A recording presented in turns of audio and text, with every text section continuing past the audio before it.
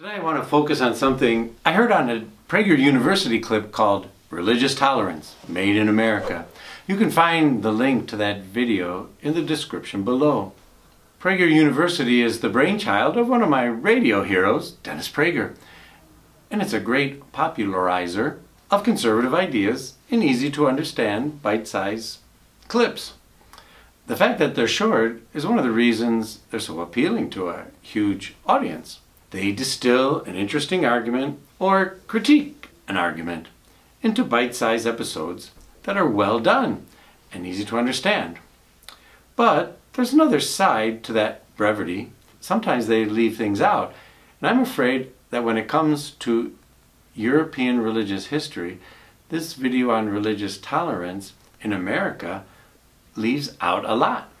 The video also reveals a faulty but very common mode of thinking that many Americans, both liberal and conservatives, people throughout the world, share.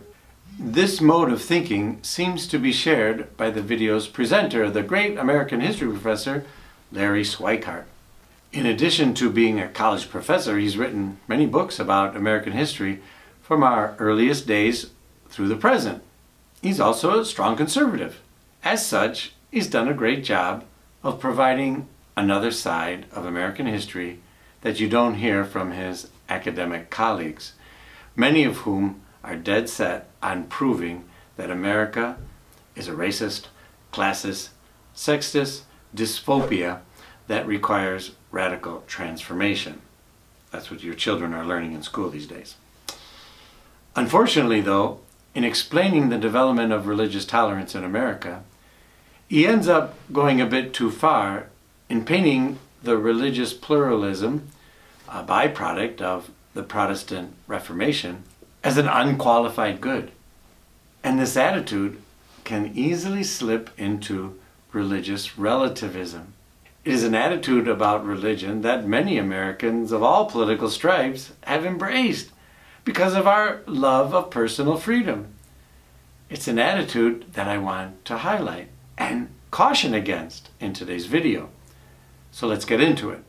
In his video, Larry Schweikart's contention is that modern religious freedom was created in America and that it never existed anywhere else in the world before America invented it.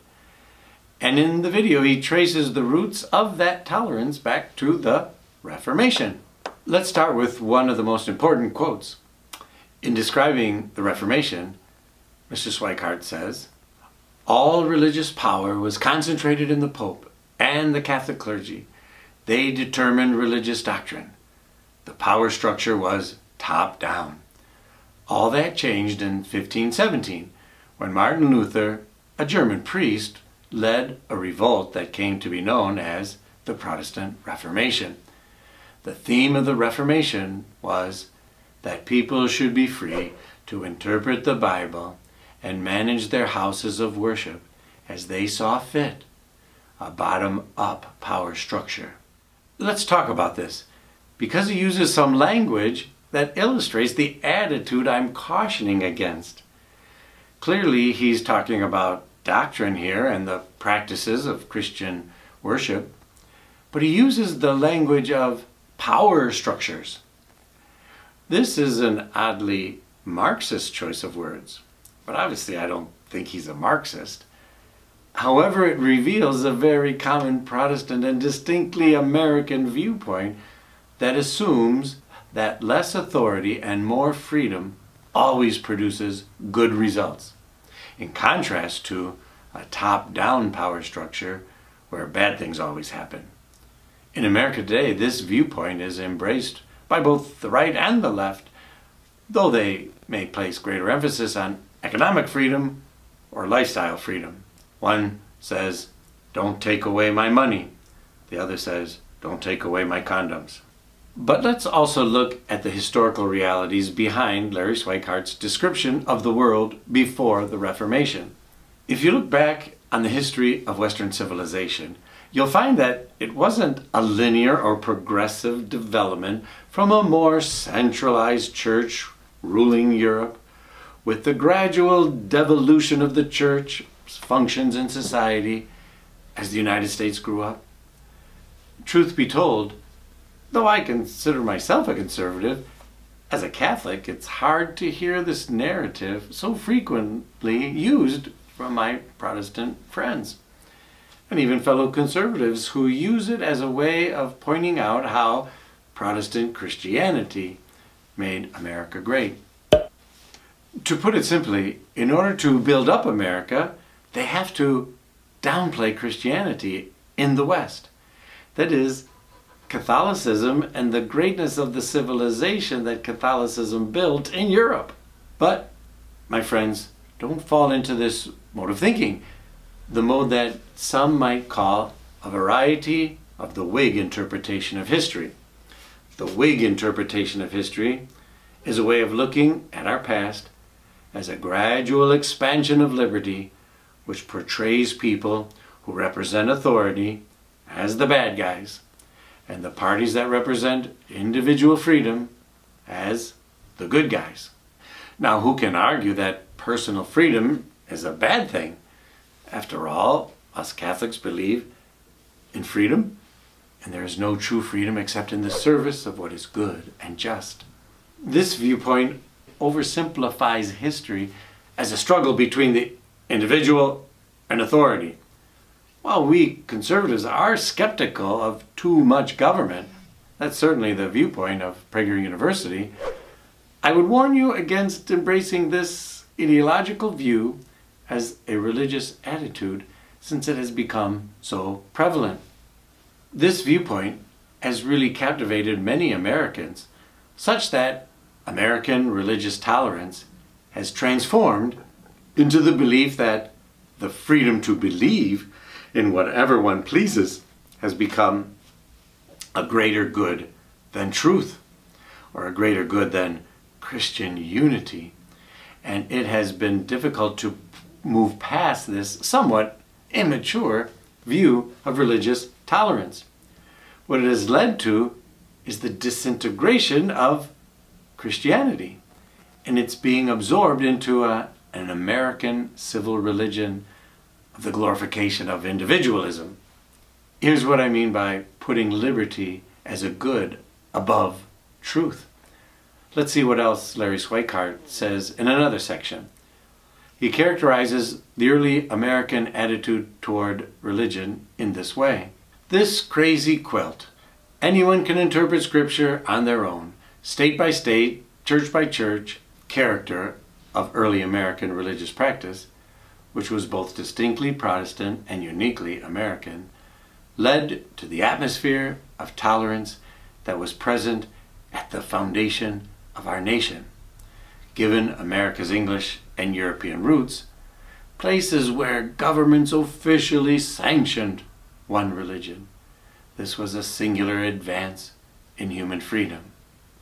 I can't help but point out the historical inaccuracies here, because Catholic Christendom was never without deep conflicts with its secular counterparts. Also, with regard to his point about American exceptionalism, an ideal I also embrace, let me point out that in 1687, the last English Catholic monarch, James II, granted tolerance for Anglicans, dissenters, and Catholics. And that was one of the reasons he was deposed. But let's give his point its due. Yes, out of the turmoil of the Protestant Reformation came the idea, cuius regio, eius religio, where basically the person who rules determines the religion in his lands. And in Europe, this meant kings had the authority to tell their people which religion would be tolerated and which ones wouldn't. But in many ways, this picture resembles early American history and the development of religious tolerance in our country, since each individual state chose the religion that would or would not be tolerated. The main difference was that the American understanding of authority developed more quickly from governors to the governed. And though the left and right have many contentious battles, that overriding emphasis on individual sovereignty, either for the individual person's sovereignty or the individual state's like Virginia or New York, is the center of the American civil religion.